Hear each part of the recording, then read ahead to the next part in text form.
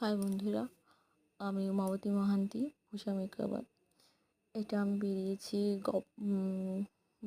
গপ্পি বল্লভপুর। এখানে আমার reception bride ছিল একটা বুকিং। খড়গপুর থেকে কিছু কিলোমিটার দূরে, অ্যাটলিস্ট 22-20 কিলোমিটার কাছাকাছি। এটা আমার স্টাফ আর আমি দুজনে স্কুটিতে বেরিয়ে গেলাম। জানতাম না এত দূরে এতটা ডিস্টেন্স আছে বলে। একটু গ্রামের জায়গা ছিল বেশ, কিন্তু খুব পরিবেশটা খুব সুন্দর, ঠান্ডা ঠান্ডা হাওয়া ছিল, বাতাস ছিল। এবার দুজনে যেতে যেতে কিছুটাক্ষণ সময় লাগলো, 1 ঘন্টা উপরেই লাগলো, মিনিমাম 1.5 ঘন্টা পাখাপাখি হয়েছে। এবার যাওয়ার পর রাস্তার পথে অনেক কিছু গাছগুলো খুব সুন্দর সুন্দর এবার দেখতে পেয়েছি। এবার যাওয়ার পরে কিছুক্ষণের মধ্যে ওখানে গেলাম।